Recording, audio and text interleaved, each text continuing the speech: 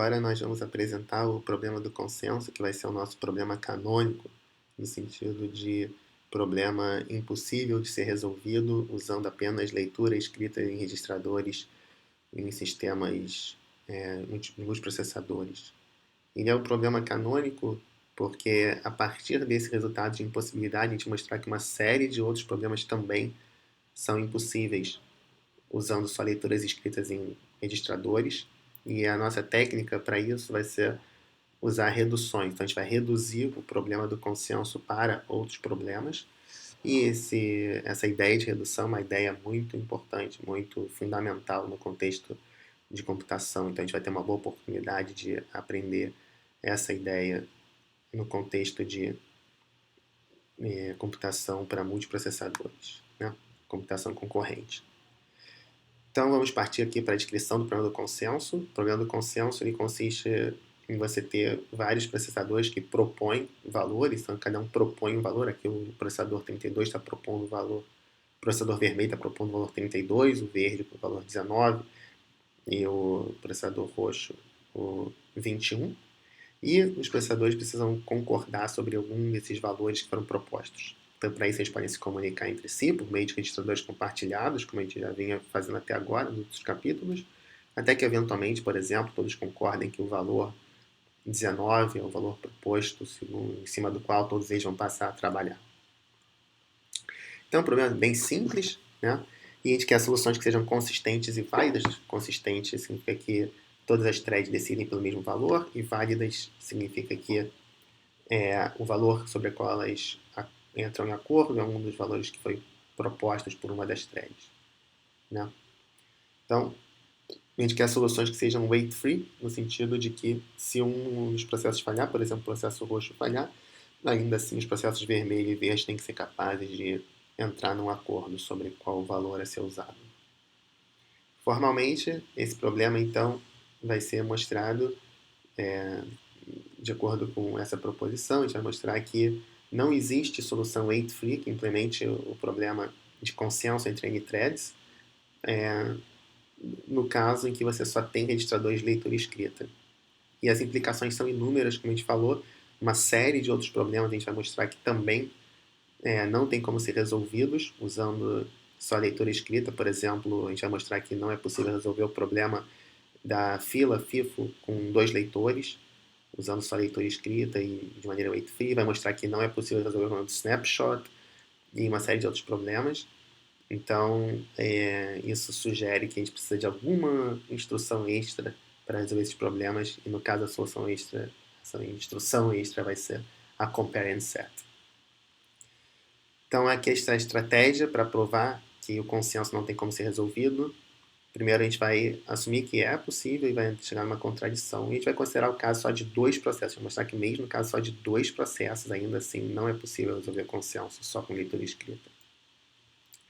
A gente vai considerar essas árvores de computação. Como a gente vai estar restrito ao caso weight-free, né, sem espera, a gente pode se restringir a árvores, não vai ter ciclos, porque a gente não vai poder ter laços na nossa execução, laços sem bound, sem limite, né? Então a gente vai poder resumir essa computação a árvores em que cada vértice da árvore é um estado do sistema, onde esse estado do sistema armazena tudo sobre o sistema, armazena em particular todos os registradores de memória compartilhada, todos os registradores locais dos processos, e armazena também a posição em que cada processo está dentro da execução do seu código.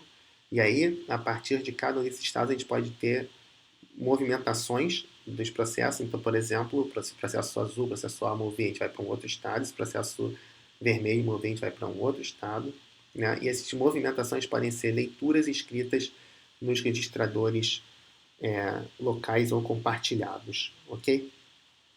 Então, isso que vai ser a nossa movimentação. Então, a partir disso, a gente constrói essas árvores. Então, por exemplo, se a gente vai considerar os próximos 2 movimentos do processo azul e os próximos 2 do vermelho, a gente tem esses 6 possíveis caminhos, né? Por exemplo, se o azul mover 2 vezes e depois o vermelho mover 2 vezes, a gente vai para esse caminho daqui, né? Se o vermelho mover uma vez, depois o azul 2 vezes, depois o vermelho uma vez, a gente vai para esse caminho aqui, e assim por diante. E nos estados finais, a gente vai ter a nossa solução do consenso.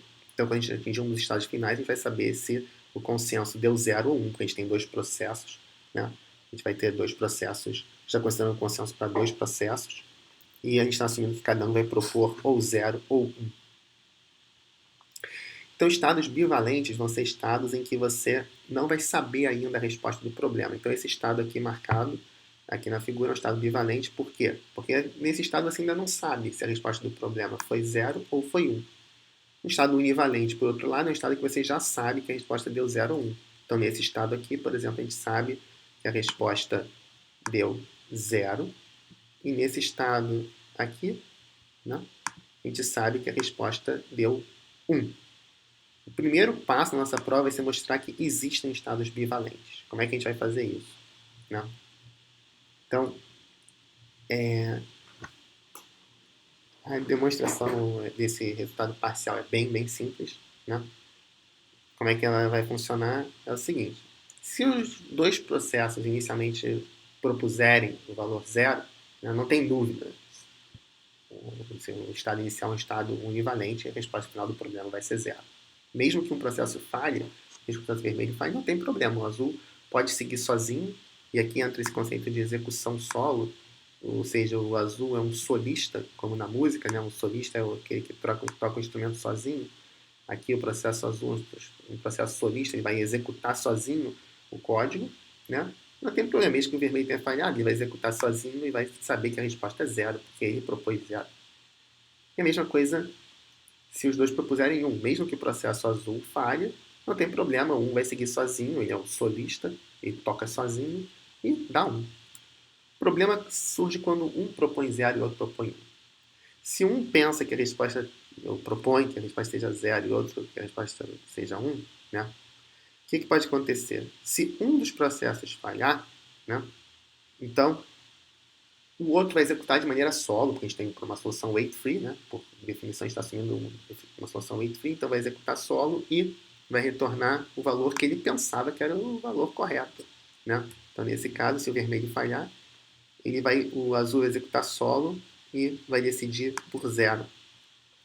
Por outro lado, se o processo azul falhar, o 1, né, o processo B, que pensa que a resposta é 1, vai executar solo e vai retornar 1.